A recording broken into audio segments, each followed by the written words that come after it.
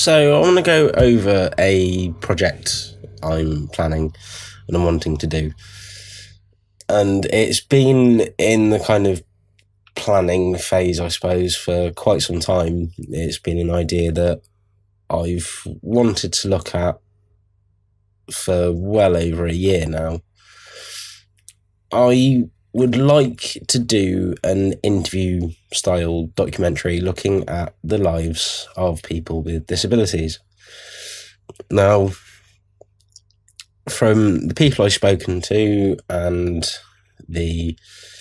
some of the reactions I've had about it so far, it's definitely turning into a more difficult project to put together than I thought it would be initially.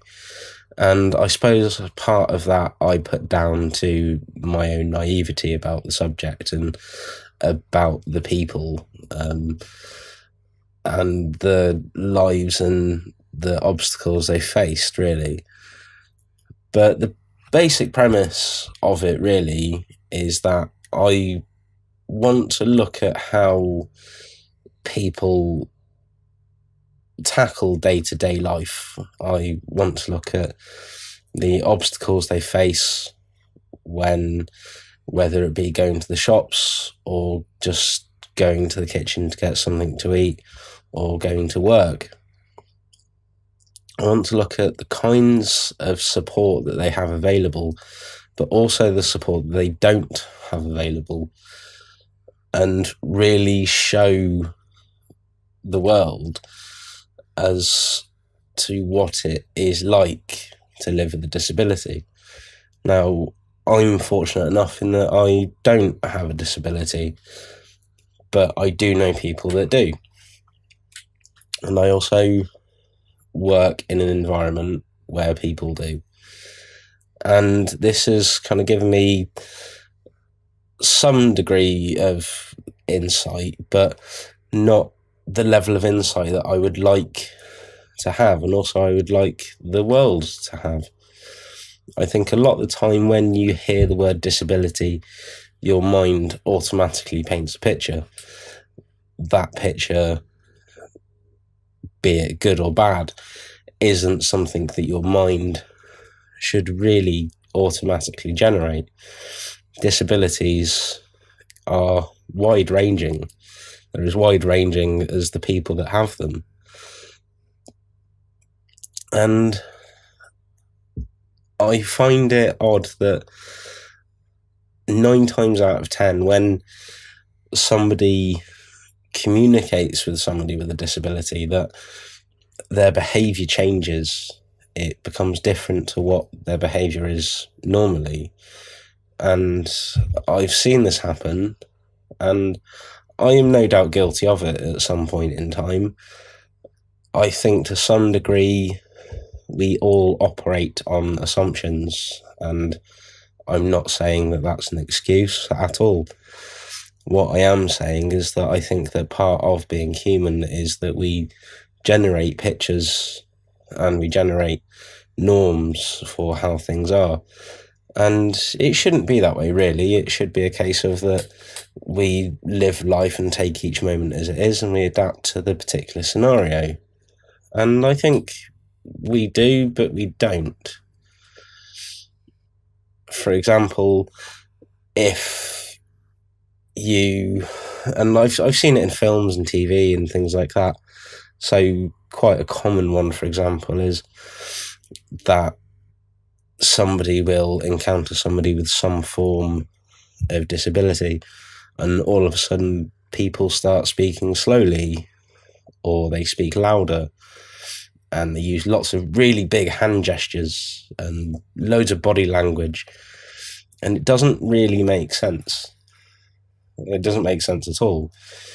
Just because somebody has a disability doesn't mean that you have to be any different than you are at any other point in your day. Treat them the way you would like to be treated.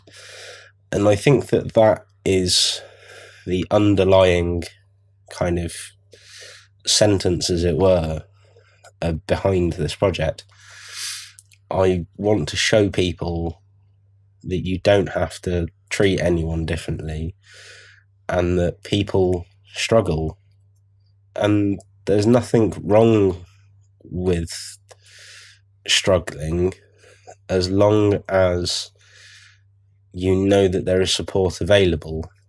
And I think for some people with a disability, they don't know that support is available, but I think a lot of the time as well, that support isn't available. And it's not that they're not going out and seeking it, or they're not being told about it, it's that it's just not being offered.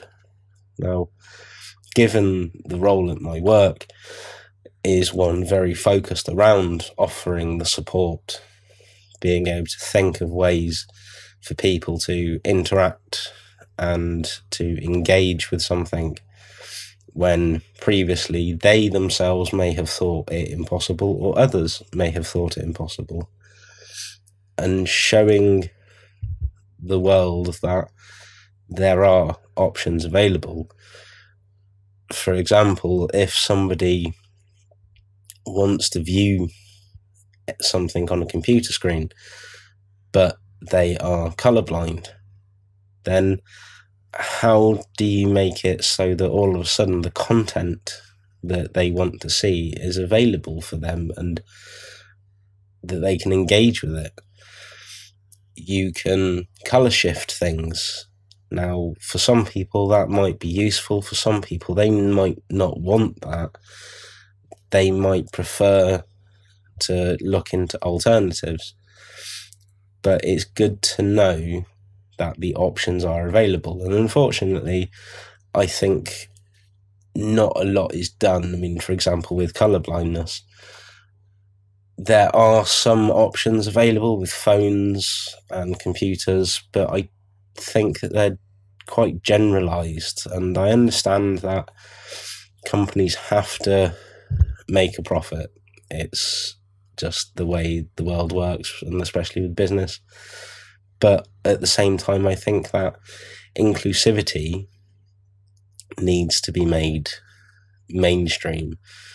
And one of the things that I have looked at in the kind of preparation for this project is something called the social model of disability. Now, I'm not saying that I'm going to get it exactly right, but what I took away from it is that the general populace that are considered to have a disability, that disability isn't a medical condition. Often the disability comes when not enough support is offered to them or provided. So if a wheelchair user wants to access a building, there should be a way for them to access that building. But it's not always the case. I've seen many buildings, especially where I currently live, where ramps just aren't available. And where I live, it's a World Heritage City, which means that there are certain legal guidelines that have to be followed regarding aesthetics and building regulations. But that shouldn't get in the way of people accessing somewhere. If you want to get into a building, it should be as simple as going into the building. Ramps should be a standard. It shouldn't be that you have to phone up wherever you want to go and ask if they've got that facility. It should be there as standard. And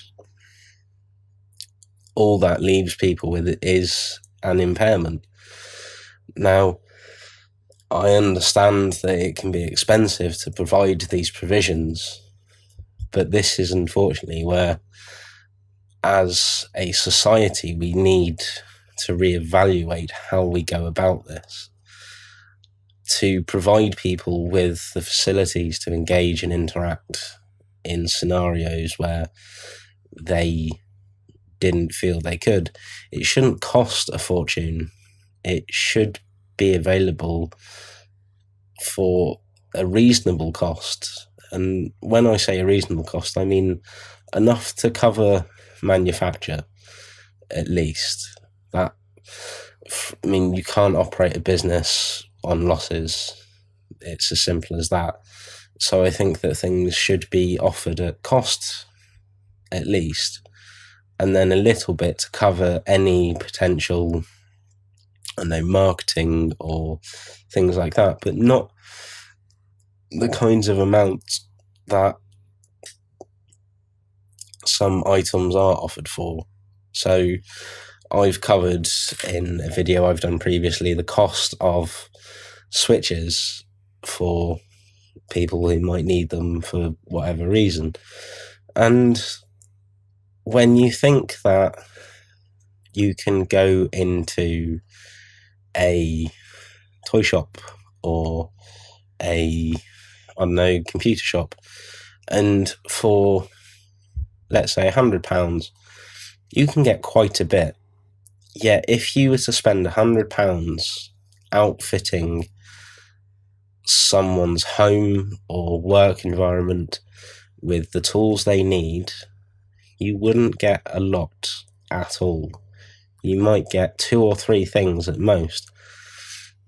But the components within these products aren't that expensive. You can buy most of these components yourselves and rig something up. It may not be as polished, but you can do something. But I digress.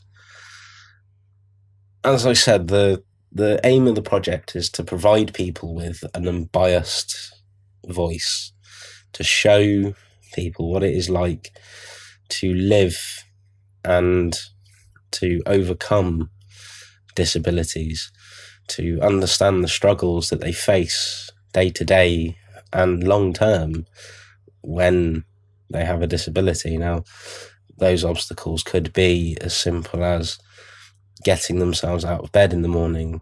It could be more complicated than that. It could be going to the shops. It could be to do with money, social life, professional life. It could be to do with how relationships have changed or people's views of them have changed, especially where somebody has a disability not from birth. If they have been involved in an accident, people's opinions and views of others can change with something like that. And that's a shame all in of itself.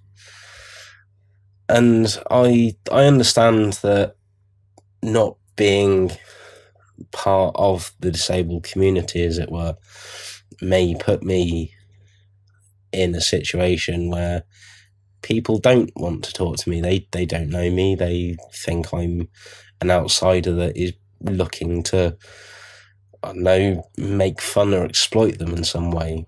And I will admit I was naive of that. I was kind of very much more of the opinion that people would be more willing to talk. And I hope that people will be willing to talk. And if so, please get in touch.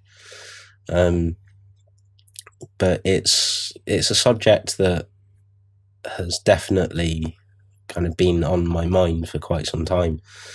And I think it's a subject that as a society and as a species, really, we need to look at more. I mean, governments are making cuts with kind of how much investment they make towards providing for people with disabilities, and that in of itself is disgraceful. You can't expect somebody to be able to integrate into society or to be part of society in any meaningful way to them or the society as a whole when you're withdrawing their ability to integrate and to cope and survive. If you want somebody to be able to accomplish a task, you have to provide them with the tools that they need. It would be like asking a carpenter to make a chest of drawers, but saying you're not allowed to use a chisel or a saw. It might be possible with enough hard work and determination, but it will be extremely difficult for them. And that's not fair, especially when you have government saying you should go to work and you should do this, but we're not going to help you with any of it. And it's not right. You just can't expect people to function in that way. And it's horrifying that that level of abuse is almost reserved for people with disabilities. Most people that would consider themselves to not have a disability, if they were in that situation, there would be uproar. And yet the disabled community quite often gets overlooked. And it's just not right. How can you overlook a whole part of your society that has so much to offer? People with disabilities might be different in some way, but we are all different to each other in some way. Some people are good at music, some people are good at drawing, others have fantastic skills when it comes to writing, reading. And I think all in all, it's just disgraceful how society is treating a whole sector of people and tarnishing a lot of them with very negative brushes. They are being dubbed as benefit thieves and scroungers and lazy, and it's just not right. It's not right in an ethical sense, but it's also just not right factually. There are some that might be benefit thieves, but there are benefit thieves all over the country, able-bodied and disabled alike. But at the same time, if you are disabled, you need support. You need to be given assistance, whether that be financial, emotional, or whatever. But and some people might claim for more than they need or things like that. And like I said, I'm not saying it doesn't happen. Things like that happen a lot in life. Not everyone is honest. But that's not how everyone is. We look at the media and the news, and it can be quite sad and scary at times to see how the world is. The world is quite a dark place, and people are aggressive and violent. But until we actually start to look at each other with respect and with the compassion that is built in all of us, nothing will really change. And it's such a shame that we have a society built upon distrust and hatred when it should be the other way around. It should be a society built on trust, compassion, and care. So to kind of summarize, if you like the idea of this project, then please send me a message or comment or anything. Just get in touch however you can. And let me know if you would like to take part, if you have a disability or maybe a carer of somebody who has a disability, as it's also, disability is like dropping a rock into a pond. It can have ripple effects. And somebody may have a carer, but does the carer have support? It's a very broad topic, and I want to do my part in looking at this area and providing an outlet and a voice for people. So yeah, as I said, kind of, if you like the sound of it and would like to get in touch, then please do. I would like to kind of move forward with this project, and given the style of it, the only real way that can happen is for people to join in. And if you would like any more information, then I can provide it. And I hope that kind of hearing me talk about it has helped in some way to kind of clarify for those who have heard about it already or I've spoken to. But for those who haven't heard about it, I hope it's provided you with something to think about.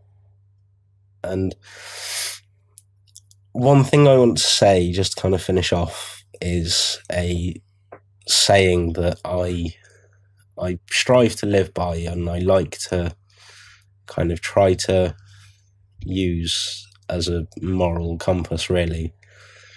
That saying is, have you earned your tomorrows by what you've done today?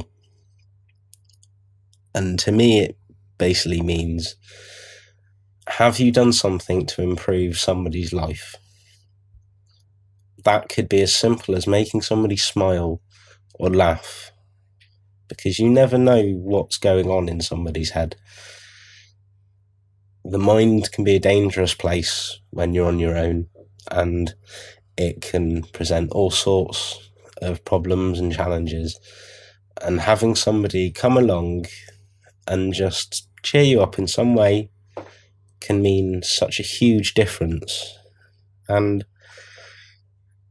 I think if we all tried to do one thing each day that cheered somebody up or made some sort of difference to somebody, the world might just start moving in a direction that makes sense. So thank you for listening. Hope this has been informative and you like the sound of it. As I said, if you do, get in touch, and I hope to hear from people soon. Bye.